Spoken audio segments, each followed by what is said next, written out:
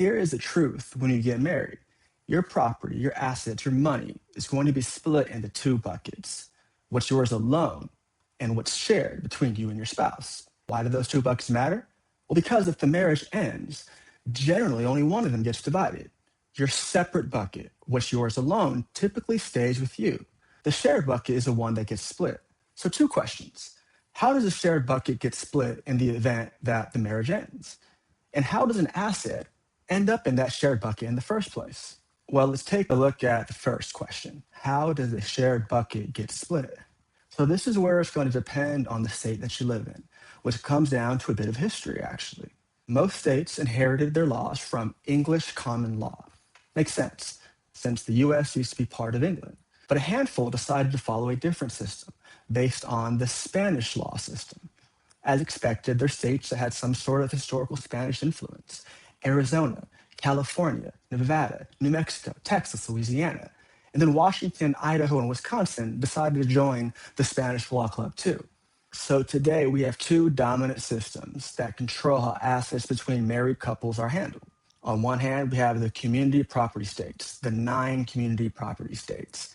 And on the other hand, we have the 41 other states, often called the common law or equitable distribution states. In those 9 community property states, the shared bucket is often called community property.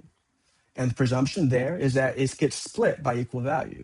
Each spouse walks away with an equal net value, even if the specific items differ. Now, notice here I said presumption. That's a very important word. A presumption is a starting point that is not guaranteed. Where you end up is going to be changed by the individual facts and circumstances, which is a really good time for me to be clear that this video is general information, not legal advice. All of this is highly state specific. My job is to help you understand the landscape so you can ask the right questions to a qualified attorney in your state. So if a client was talking to me and they want a specific advice or a recommendation, what I do is I end up referring them to an attorney that we work with. Okay, so we just covered that shared bucket in community property states is going to be called community property. But in the rest of the states, the common law equitable distribution states, the shared bucket is called marital property. And instead of an equal split of that shared bucket, like in the community property states, the courts generally use something called equitable distribution. That means they divide the shared bucket fairly, but fair does not always mean equal. A judge is going to weigh the individual facts and circumstances to come to that conclusion. So that's the answer to the first question. The shared bucket is split either by equal value in the community property states or in the common law states by what a court decides is fair. So I already know somebody's asking, well, what if I move states? Well, the general principle is that your history follows you. The property you had at the time of the move is generally going to be subject to the rules of where it came from. And anything you acquire after the move is subject to your new state's rules. Now the second question. How does an asset end up in the shared bucket versus your separate one?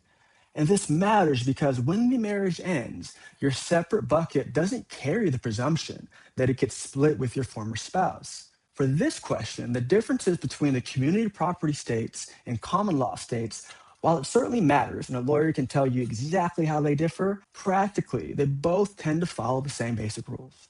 Rule number 1, what you earn and build during the marriage tends to be in the shared bucket. Number 2, what you brought in before or received as a gift or inheritance tends to stay in the separate bucket. Within that, there are many principles that a lawyer can tell you all of them, but here are a few that are absolutely essential to know.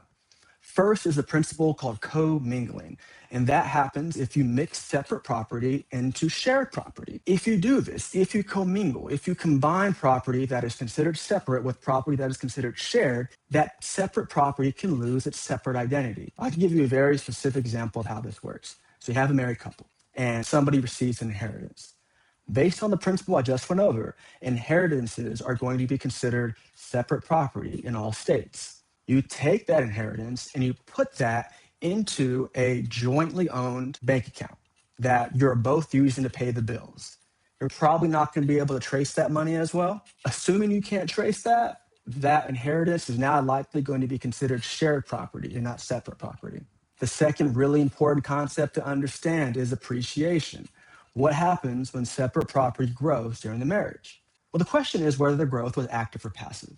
Passive growth, like the market rising on its own, usually stays separate. Active growth, driven by marital effort or marital money, can become shared. So take a 401k that you had before the marriage. If it grows in value from the market rising, it usually is passive and it's going to stay yours. But any contributions that you make into the account during the marriage, those are going to be considered shared contributions.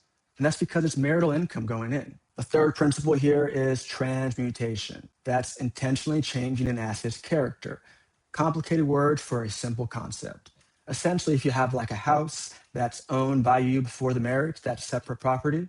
If you retitle that house to include your spouse, that is likely going to be considered shared property. So to put it simply, the answer to question 2, how does property end up in the separate bucket versus a shared bucket? The answer is separate property stays separate only if you keep it identifiably separate. The moment marital effort, marital money, or joint titling enters the picture, that asset can shift partly or entirely into the shared bucket. Now, it's easy to hear all this and just be like, he's being negative. He's only telling me this because he's saying I'm going to get divorced or I'm going to end up getting screwed. But that's missing the point entirely. The point I'm trying to make here, and it's really the same point that I try to make in every one of these videos, is that there are systems that exist and are always on. And the implications to those systems are very broad. Like here, for example, what I'm talking about absolutely matters in a divorce, but it also applies to other significant situations. What's considered separate versus marital property matters when spouses die. As a matter of fact, go and rewatch the video. And every time I say property or assets, switch that word out for debt. Because this is the exact same system that applies to debt owned before the marriage and debt accrued during the marriage. I do these videos not to inspire fear or negativity.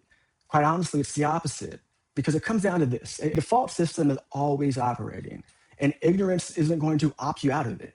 It just means that the system will continue to operate and it will continue to make decisions for you about your money, decisions that will affect your life and will very likely carry you somewhere that you never intended to go.